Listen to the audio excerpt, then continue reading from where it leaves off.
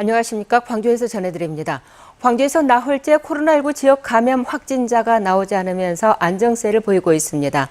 광주시는 인도에서 입국해 확진 판정을 받은 30대 남성 1명을 제외하면 어제 하루 코로나19 확진자가 나오지 않았다고 밝혔습니다. 전남에서도 지난 10일 이후 추가된 지역 감염자는 없습니다. 광주시가 코로나19로 인한 사회적 거리두기 2단계를 일주일 더 유지하기로 했습니다. 다만 그동안 집합 금지 대상이었던 일부 업종들은 집합 제한으로 완화하기로 했습니다. 보도 곽선정 기자입니다. 지난 17일 이후 코로나19 지역 감염 확진자가 나오지 않고 있는 광주.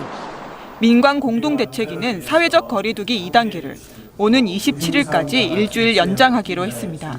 광주는 안정세를 찾는 모습이지만 전국적으로 코로나19가 확산하고 있고 추석 명절을 앞두고 재유행 가능성도 있다는 판단에서입니다.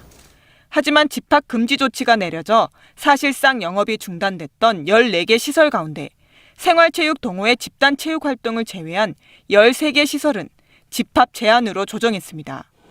영업은 재개할 수 있게 됐지만 방역 수칙은 추가됐습니다. 유흥주점이나 노래연습장 같은 경우 새벽 1시부터 5시까지는 영업을 금지하고 종교시설도 50명 이상 집합이 금지됩니다. 그동안 10명 이상 집합 금지가 내려졌던 학원이나 실내 체육시설도 50명 이상 집합 금지로 인원 제한을 완화했습니다. PC방 등은 출입 제한 나이를 만 18살 미만으로 낮추고 금지됐던 음식 판매와 섭취도 일부 가능해집니다. 시민들이 일상에서 겪는 고통과 자영사업자들의 경제적 희생이 너무 크다는 판단하에 이번에 집합금지 시설을 대폭 축소했습니다만 방역당국으로서는 이런 조치가 이제 안전하다는 방심을 불러일으킬까 매우 우려하고 있습니다. 경로당 등 사회복지시설과 어린이집 운영 중단, 노인 요양시설 면회 금지, 스포츠 무관중 경기 방침도 오는 27일까지 유지됩니다. 광주시는 집합 제한 시설에서 방역 수칙을 위반하거나 재확산 위험 요소가 나올 경우 즉시 집합 금지하는 등 강력하게 대응하겠다고 밝혔습니다. KBS 뉴스 곽선정입니다. 광주시가 코로나19로 인한 비대면 학업 등으로 어려움을 겪고 있는 중고 대학생과 학교 밖 청소년 등 17만 명에게 추석 연휴 전까지 1인당 10만 원씩 교육 재난지원금을 지급합니다. 중고등학생의 경우 별도로 신청하지 않아도 시가 각 학교에서 명단을 제출받아 본인이나 부모 계좌로 지급하고 대학교 재학생은 내일부터 시 홈페이지에서 학교 밖 청소년은 오늘부터 학교 밖 지원센터 5곳에서 방문이나 팩스, 이메일을 통해서 신청할 수 있습니다. 올해 제주 감귤 가격이 오를 것으로 전망되면서 추석을 앞두고 상품 가치가 없는 비상품 감귤 유통이 벌써부터 고개를 들고 있습니다. 제주도는 올해 처음으로 단속용 드론까지 동원해 불법 유통 행위의 싹부터 잘라낸다는 방침입니다. 네트워크 소식 제주방송총국 민소영 기자의 보도입니다. 선과장 기계와 콘테나 수백 개 속에 설익은 초록색 귤이 가득합니다. 익지도 않은 감귤을 화학약품으로 노랗게 색칠한 뒤 품질 검사도 받지 않고 불법 유통을 시도하려다 서귀포시에 적발된 현장입니다. 출하를 앞두고 있던 귤만 56톤에 달합니다. 서귀포시는 해당 선과장에 비상품 감귤을 전량 폐기하도록 명령했고 과태료 500만 원을 부과했습니다. 이처럼 출하 시기가 안 된 설익은 감귤을 수확한 뒤 강제로 착색해 판매하려는 행위에 대해 단속이 강화되고 있습니다.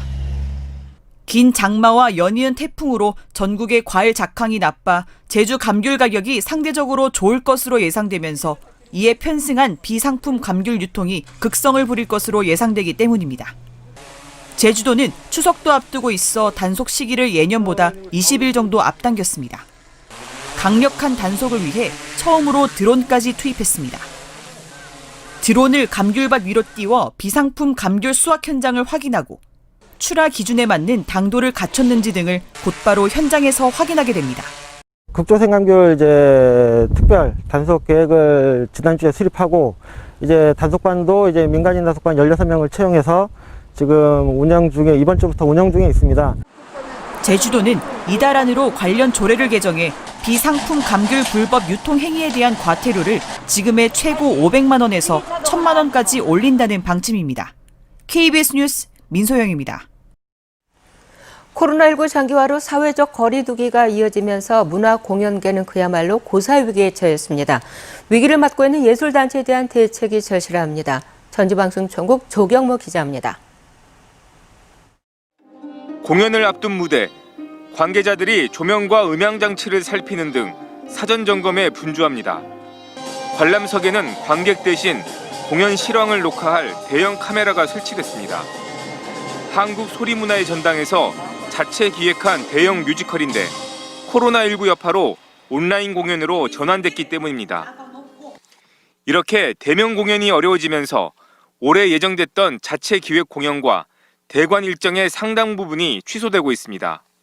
도 지원금 외에 저희가 직접 그 기획을 하고 또 대관 수입 이런 걸 합해서 운영을 해왔었는데 아시다시피 대관이 지금 거진 한 70%가 떨어졌고 저희 자체 기획 공연도 한 73% 정도가 감소가 되는 바람에 소규모 공연단체의 어려움은 더 큽니다. 20년 전 창단한 이 무용단은 그동안 많은 대회에서 수상하는 등 우수한 실력을 인정받았지만 코로나19 이후 무대에 설 기회가 거의 없습니다. 정부나 자치단체 공모를 통해 선정된 공연마저 미뤄지더니 결국 취소되고 있기 때문입니다. 지금 같은 상황에서는 거의 50% 이하로 떨어졌다고 할 수 있을 정도가 뭐냐면 이제 공공시설에서 이루어지는 어떤 많은 행사들은 우선 극장이 폐쇄가 되기 때문에 사업 자체를 잠정 취소하거나 올해 들어 최근까지 전북 지역에서 열린 공연은 모두 45건으로 지난해의 절반에도 미치지 못합니다. 공연 횟수가 줄다 보니 공연 수입도 급감했습니다. 전북문화관광재단이 그나마 지역 문화예술계를 위한 지원 방안을 마련하고 있지만 턱없이 부족한 게 현실입니다. 코로나19 장기화로 대면 공연이 불가능한 상황에서 사실상 땜질식 지원에 그칠 수밖에 없습니다. 코로나로 인해서 모든 것이 온라인화 되기 때문에 그 공연이랄지 전시랄지 이 모든 것들이 축소되고 또 어떤 공간에서의 어떤 제약이 있기 때문에 그걸 충분히 발휘하지 못하는 어떤 안타까움이 있습니다. 가뜩이나 열악한 지역 문화 공연계가 언제 끝날지 모를 코로나19로 설 자리를 더 잃어가고 있습니다. KBS 뉴스 조경모입니다.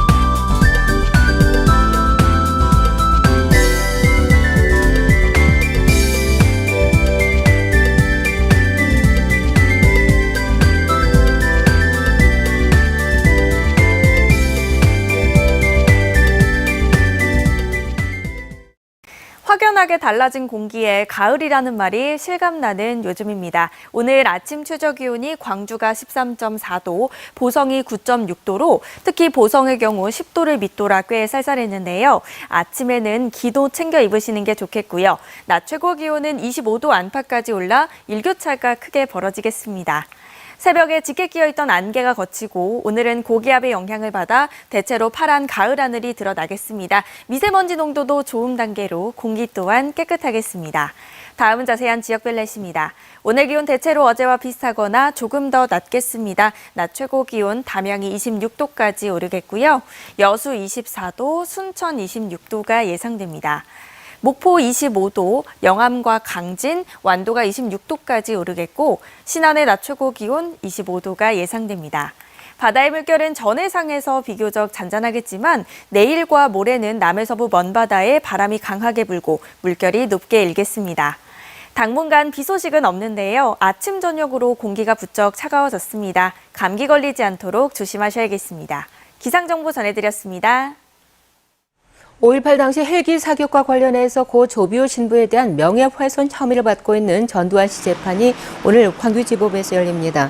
이번 재판에는 피고인 전 씨 측 증인인 이종구 당시 육군본부 작전처장과 최필 국방부 5.18 특조위원이 출석해 신문이 진행될 예정입니다.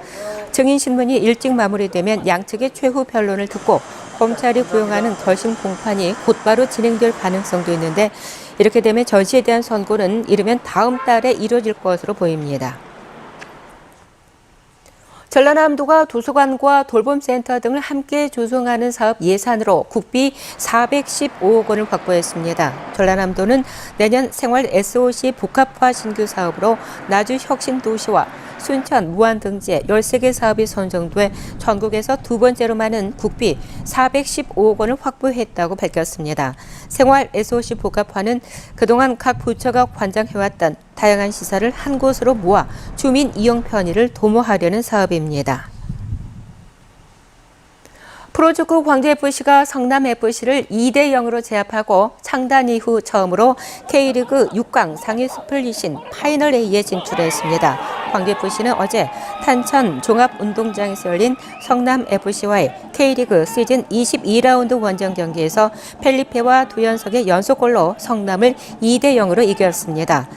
광주FC는 6강 진출을 놓고 경쟁하던 FC 서울이 같은 시각 열린 대구FC와의 경기에서 비기면서 승점 25점으로 동률했지만 다득점에서 앞서면서 6위에 오르게 됐습니다. 월요일 아침에 함께한 KBS 뉴스를 마칩니다. 감사합니다.